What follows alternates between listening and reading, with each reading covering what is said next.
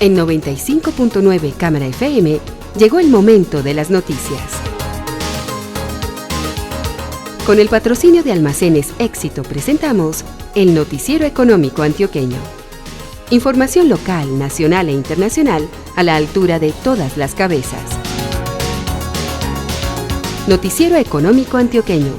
Desde 1975 dice cómo marchan los negocios. Director J. Enrique Ríos.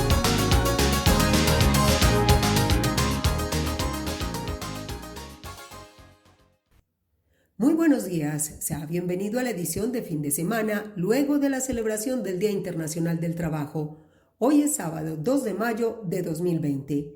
Esta es la emisión 18.863 que ofrecemos en nombre de Almacenes Éxito.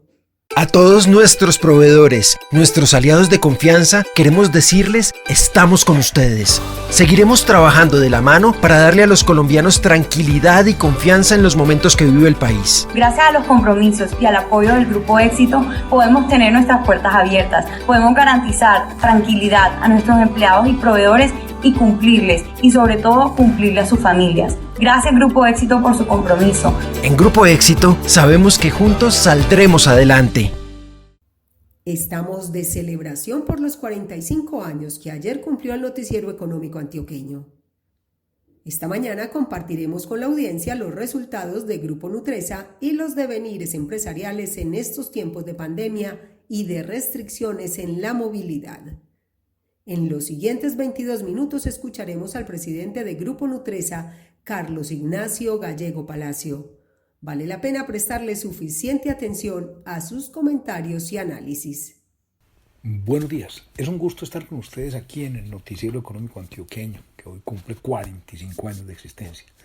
Justo en el Día del Trabajo, que celebra la gran actividad humana, la de crear riqueza, bienestar y crear futuro para todos nosotros. Es un momento sin duda difícil, un momento muy complicado, el que vive el mundo y el que vive Colombia. Estamos confrontados a una profunda crisis que golpea de manera inclemente a todas las economías del mundo. Acaba de ser divulgado el dato de crecimiento en el primer trimestre de este año de los Estados Unidos. Y es un dato negativo del 4.8%, pero sin duda no refleja la magnitud de la crisis, que se verá mucho más reflejada en los datos del segundo trimestre. Colombia está abocada también a un decrecimiento importante. Los analistas estiman entre un 2,5% y un 6% de crecimiento, lo que implica que tendremos un año muy difícil, muy complicado, y que de alguna manera estaremos sufriendo las consecuencias del virus, no solo en la salud, sino también en la economía. Es un reto para todos, es un reto para empresarios, es un reto para ciudadanos, es un reto para gobierno. Todos tendremos que movernos con sabiduría en una tan difícil situación como la que vivimos. Los empresarios tendrán que reinventarse, tendrán que lograr que sus procesos productivos se adapten a las condiciones que impone el virus y que impone además las medidas de contención que tenemos que tomar como sociedad. Tendremos que adaptar turnos, tendremos que garantizar cómo será la movilidad de nuestros empleados, tendremos que adaptar nuestra producción a las necesidades del momento. No solo porque el consumidor requiere cierto tipo de bienes en circunstancias como esta, sino también porque los hábitos de consumo van a ir cambiando conforme vaya cada persona adaptándose a las nuevas circunstancias. Y por supuesto, lo que resulta un reto también importante para el gobierno es lograr conciliar las medidas de contención indispensables que deben tomarse para evitar que el virus se expanda, con medidas inteligentes de reactivación económica que nos permiten ir entrando de nuevo en la fase de producción para abastecer la sociedad y para volver a generar prosperidad en una economía. ¿Qué es lo que ha pasado en el mundo? Pues lo que ha pasado en el mundo es una crisis que los economistas llamamos crisis de oferta. por las circunstancias que el virus determina, por los riesgos que impone, se generan restricciones a la producción que afectan considerablemente la capacidad de generación de riqueza y de productos que tenemos en economía. Imaginen ustedes que el virus nos impusiera un fin de semana permanente. No podemos tener las mismas actividades que tenemos en semana, estamos restringidos. Y ello, por supuesto, hace que nuestra producción empiece a ser insuficiente, que no produzcamos todo lo que necesitamos para suplir nuestras necesidades. En principio, la crisis es una crisis de oferta transitoria. Impide que las empresas puedan producir lo que quieren producir y lo que, pues, en principio desean producir, porque tienen que tomar medidas para administrar la producción, para evitar el contagio y porque se tienen que adaptar además a las circunstancias del trabajo, que por supuesto también estará limitado por los temores y por las prevenciones inevitables que se tienen frente al virus. Ahora bien, una crisis de oferta se convierte en una crisis de demanda, porque si las empresas no pueden producir, entonces tampoco se generan los ingresos indispensables para atender el consumo de los hogares y el consumo intermedio de las propias empresas. Y en consecuencia, la crisis de oferta se convierte en una crisis de demanda que afecta nuestro consumo. Esa crisis de demanda, si es transitoria, pues bueno, no tiene efectos duraderos muy grandes. Y finalmente, cuando pase la restricción, pues empezaría a recuperar la actividad productiva, se volverían a generar ingresos para los consumidores y entonces la demanda volvería a sus niveles habituales y estaríamos cerrando un ciclo corto de crisis sin que se afectase demasiado el futuro. Pero si la crisis de demanda se prolonga demasiado, entonces entramos en una nueva fase del problema, y es que las empresas no están preparadas para sobrevivir durante mucho tiempo sin que se generen los ingresos con que pagan sus nóminas, con que pagan sus insumos, con que pagan sus gastos fijos. Y si no pueden sobrevivir, entonces llegan a un punto de quiebra y el aparato productivo entonces empieza a destruirse. La destrucción del aparato productivo y de las cadenas de valor es lo más grave que le puede pasar a una sociedad, porque compromete ya no solo el presente, sino que compromete el futuro. Una compañía, una empresa, una actividad productiva que se apaga un rato y vuelve a empezar, pues bueno, arranca razonablemente fácil, pero si lo que ocurre es que la actividad productiva se destruye, que se quiebra la empresa, entonces volver a arrancar va a costar muchísimo, muchísimo a la sociedad. Así que si llegamos a esa fase de crisis de oferta por efectos de la prolongación de crisis de demanda, entonces estaremos en unos problemas muy complicados, muy difíciles, y tendremos entonces una crisis que se prolongará mucho en el tiempo. Lo que hay que hacer frente a estas crisis es lo que estamos haciendo. La gran prioridad es defender la vida humana, es evitar las muertes. Y por supuesto, dentro de esa prioridad, lo más importante es que el virus no desborde la capacidad instalada que tenemos de atención de los enfermos. Tenemos un número limitado de camas en los hospitales, tenemos un número limitado de unidades de cuidados intensivos. Y en consecuencia, pues la primera prioridad es que no desbordemos esa capacidad, porque lo que no queremos sin duda es que no podamos ni siquiera atender a nuestros enfermos. Así que las medidas de contención que tiene que tomar una sociedad, y que generalmente se llaman medidas de distanciamiento, pues pretenden reducir la tasa de contagio, evitar que se contagie demasiada gente y evitar que el número de contagiados desborde la capacidad de atención que tenemos en la sociedad, en el sistema hospitalario. Esa es la primera prioridad, mantener la vida y atender adecuadamente a nuestros enfermos. Pero la segunda prioridad es económica, porque la crisis de oferta, como dije anteriormente, genera crisis de demanda, disminuye los ingresos de la gente. En Colombia, además, tenemos una situación absolutamente compleja de precariedad. Tenemos cerca de 10 millones de trabajadores no asalariados que no son calificados. Digámosle que un trabajador no asalariado calificado es de alguna manera un profesional independiente y bueno, finalmente tiene los recursos y la forma de vida indispensable para mantenerse en una circunstancia como esta. Pero, en cambio, los trabajadores no asalariados que son no preparados, que no tienen formación, que no tienen educación y que, repito, son cerca de 10 millones, pues viven en una situación absolutamente dramática. Sus ingresos generalmente son ingresos que se generan diariamente, no tienen ahorros. En el momento en que la actividad económica se suspende por efecto de toda esta crisis, pues ellos dejan de tener fuentes de vida, no son capaces, por supuesto, de enfrentar la terrible crisis de ingresos a la que se ven abocados. Así que tenemos 9.700.000 personas que están en el empleo no asalariado sin que tengan realmente educación superior, o sea, que son en general empleos precarios. Tenemos que lograr ayudarles, tenemos que lograr que ese inmenso número de colombianos que está sufriendo reciban ayudas adecuadas. En un estudio reciente, ese desarrollo estimaba que había que asistir por pobreza y precariedad a cerca de 10 millones de hogares en Colombia y que nuestras estructuras de ayuda asistencial apenas llegaban a unos 4 o 5 millones de hogares a través de los programas de Familias en Acción y de protección a la vejez.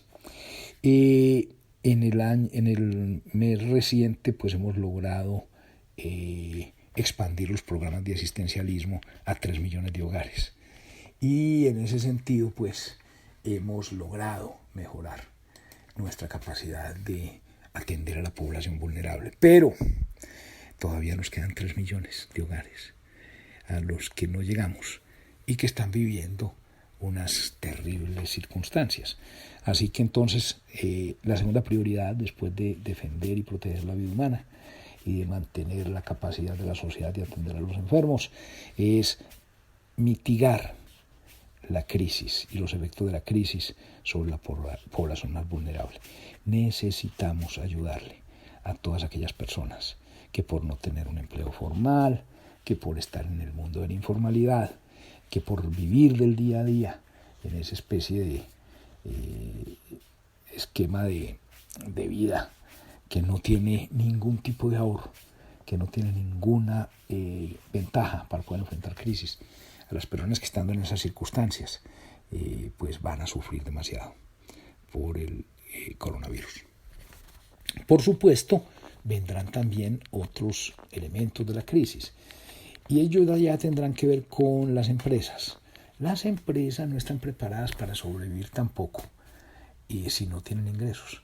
Así que la mezcla de los efectos de la crisis originada por el coronavirus y los efectos de las medidas de contención que tenemos que tomar, de las medidas de distanciamiento, que limitan lo que llamaríamos las actividades comerciales y productivas en la sociedad, la combinación de esos dos efectos, que reduce sustancialmente sus rentas, sus ingresos, pues las pone en riesgo de desaparecer, en riesgo de quiebra.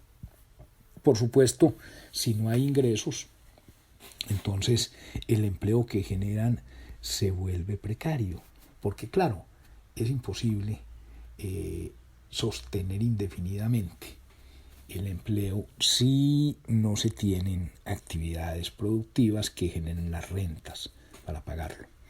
Por ello, algunos economistas han recomendado la implantación en Colombia de un seguro de empleo, que consistiría pues fundamentalmente en que el Estado le pague la nómina a las empresas que están en dificultades, que no pueden generar empleo, para que de esa manera sostengan el empleo y una vez pasada la crisis puedan retornar rápidamente a la actividad cotidiana y a la actividad productiva corriente.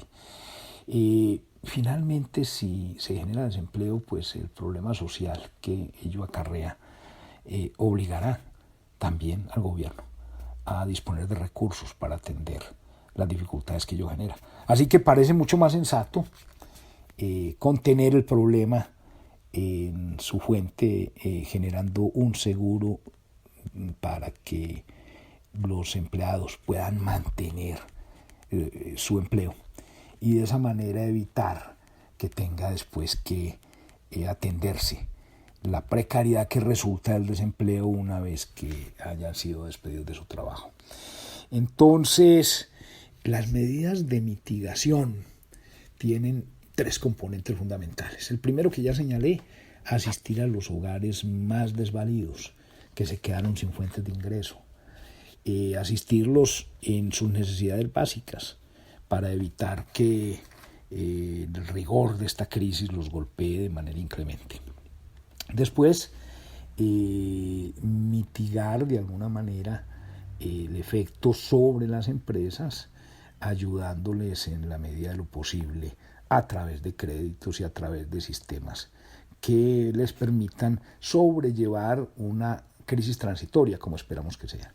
Y lo tercero, a través de figuras que protejan el empleo. Se han empleado, pues por supuesto, figuras de créditos a través de los cuales las empresas puedan entonces mantener su nómina y con garantía del Estado pues recibir crédito del sector financiero. Pero por supuesto en esto todavía no estamos muy claros si los efectos han sido tan profundos como lo desearíamos. Las ideas de seguro del empleo pues son ideas y alternativas importantes que deberían tenerse en cuenta en una situación en la cual el desempleo generaría nuevos problemas y nuevas necesidades de recursos para el Estado. Ahora bien, la gran polémica y la gran discusión debe estar ahora entre las medidas de contención y las medidas de reactivación. En esto lo que hay que decir es que no nos podemos equivocar. Tenemos que tener la sabiduría indispensable para combinar medidas de mitigación efectivas con medidas de reactivación seguras. Es claro que en la primera instancia lo que los gobiernos tienen a la mano son medidas radicales de aislamiento, de distanciamiento, cuarentenas duras como las que seguramente se tomaban en antaño, hace muchos años, hace muchos siglos en la humanidad para enfrentar este tipo de pandemias. Pero eso en primera instancia debe ir dando lugar a aislamiento y distanciamiento inteligente.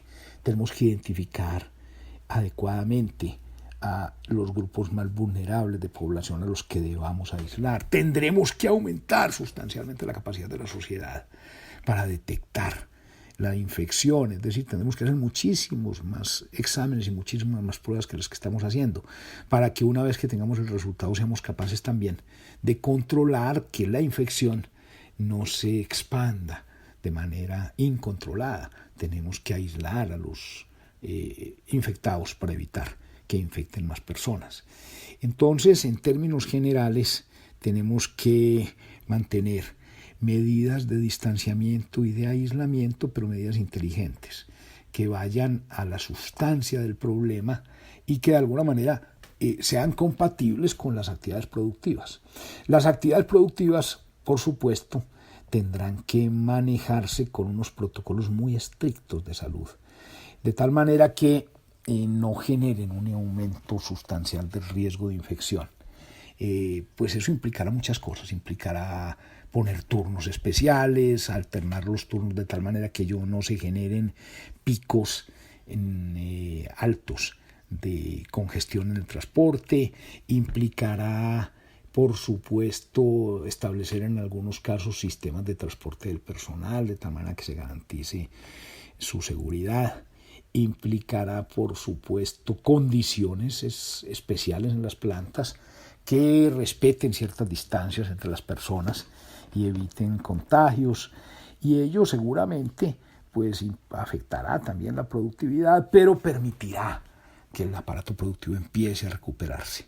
Se trata pues de que estamos en el siglo XXI. El siglo XXI es el siglo de la inteligencia artificial, es el siglo de los grandes datos, es el siglo de la analítica, es el siglo del aprendizaje de las máquinas, lo que se llama en el argot de la opinión pública la cuarta revolución industrial.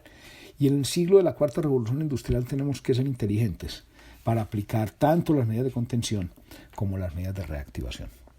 Se trata, por supuesto, de combinar de una manera sabia la efectividad de las medidas de contención con la efectividad de las medidas de reactivación.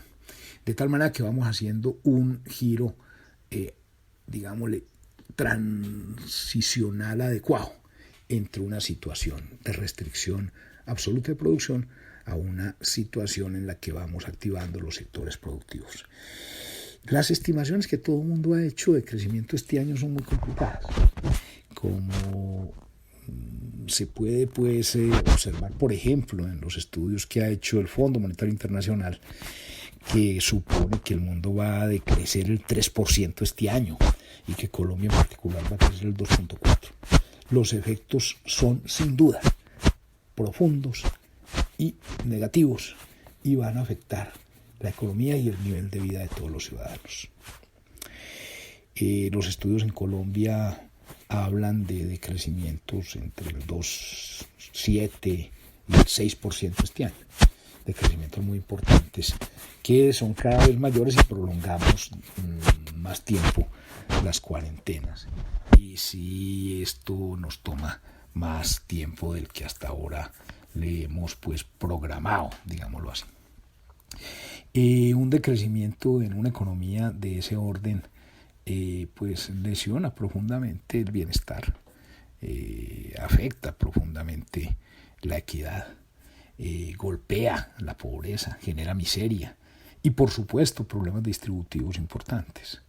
En esto pues lo que tenemos que tener es también una capacidad grande de implementar medidas de mitigación. Los 3 millones de personas que fueron incorporados recientemente al sistema asistencialista, los 3 millones de hogares que fueron incorporados al sistema asistencialista, pues son una muestra de que si nos lo proponemos somos capaces de mejorar la capacidad de la sociedad de atender a las personas. Pero por supuesto, aquí lo que tenemos es grandes retos muy importantes de cómo llegar a toda esa población que todavía no hemos llegado, para mitigar los efectos de tan terrible crisis. El futuro dependerá de qué tan qué tan capaces seamos de reactivar el aparato productivo. Si dejamos que las empresas se quiebren, si dejamos que se deshagan las cadenas productivas, nos costará muchísimo volver a iniciar actividades productivas. Tendremos unos costos futuros inmensos. Tenemos en este sentido que aunar esfuerzos. Yo creo que pocas veces en la historia de la humanidad de un país estamos todos del mismo lado como estamos ahora. No estamos enfrentados unos con otros, no estamos empresarios contra trabajadores, gobierno contra empresarios, trabajadores contra gobierno. Todos estamos del mismo lado. Y el mismo lado tiene fundamentalmente 3 elementos. Tenemos que contener el virus, proteger la vida, tenemos que reactivar con seguridad el aparato productivo y tenemos que mitigar los dolores profundos que genera esta terrible pandemia. Todos estamos del mismo lado. Habrá que pensar fórmulas inteligentes de ayuda a ciudadanos, a trabajadores, a empresas, para garantizar que no se sufra la precariedad absoluta del desempleo y no se quiebren las empresas y seamos capaces al término de esta pesadilla de volver a una economía dinámica y próspera que nos permita aprovechar lo aprendido y tener un rostro más humano. En la emisión de mañana domingo 3 de mayo, Día de la Santa Cruz y los 1000 Jesuses, tendremos reflexiones académicas del momento que vive el país. Estarán a cargo del profesor Oscar Manco y el decano de la Escuela de Economía, Administración y Negocios de la Universidad Pontificia Bolivariana, Jorge Alberto Calle de Alemán. Un feliz día.